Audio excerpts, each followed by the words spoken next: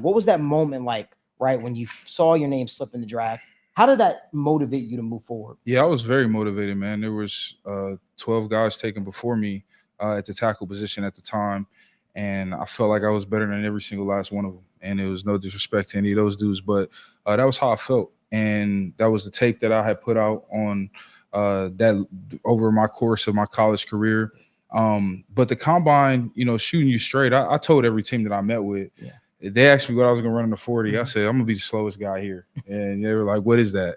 I was like, whatever you think that is, 5'7", 5'6", that's as fast as I ran training. Which honestly, I don't even think my pro day time was any better than that.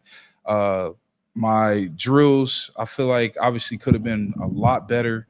The L drill, the bench press, things did not go as planned, because even training up until that point, I had hit 20 in the bench press. And so to hit 14 in the combine, biggest stage, I'm like, oh shit, I fucked up. Mm-hmm. So, that was obviously a hard pill for me to swallow. But man, I was very honest with every team. I told them, like, look, man, this is who I am. I'm a football player. I'm not the underwear Olympics guy. I'm going to go out here and do this. But looking back on it, do I wish I didn't run?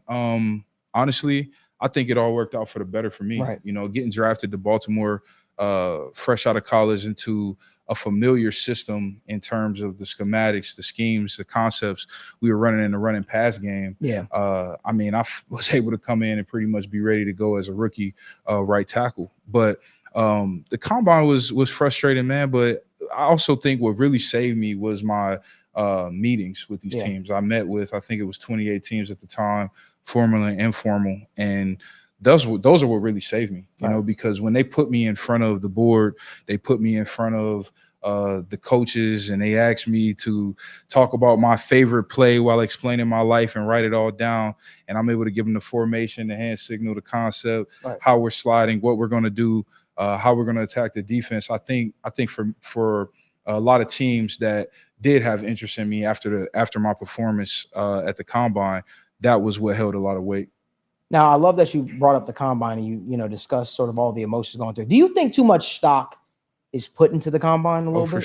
For sure. I think a lot of people put too much into it. I think at the end of the day, there are people that truly benefit from it, that didn't necessarily have the great film, that didn't play as much or were underused. I think it's definitely a ton of benefits in there for that. But there are guys like myself that come to mind, Calais Campbell, Terrell Suggs, certain guys that, the measurables on paper may not be great, but when you really get to know the person, you get to know, at the time, I say kid, for where I was at mentally, you knew and understood what I was going to be able to accomplish on this level. For sure. I have a buddy of mine who actually same exact build to a T as you. He just came out of the draft this year from Rutgers, Holland Pierce. Oh, yeah. Tackle. Yeah. Oh, really good friend of mine. Okay. I used to train with that kid when he was 460 pounds. I saw, so, when you got these players and they come out and they talk about their grind, their struggle, and how they overcame a lot.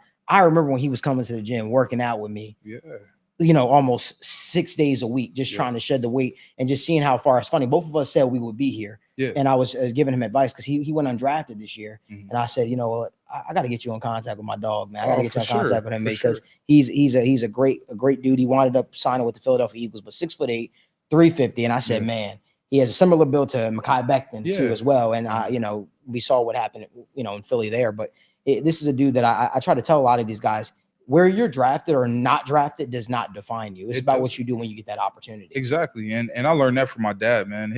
He came in as a rookie minicamp invitee into this league and played for 13 years, started for 12. You know what I mean? And I feel like that in itself was just such a clear example for me. Obviously, everybody want to be a first round pick. Everybody want to be a top 5, top 10. That wasn't the cards I was dealt. And for me, I just knew coming in as a rookie, I was going to earn the respect of my veterans. I was going to do all the little things the right way.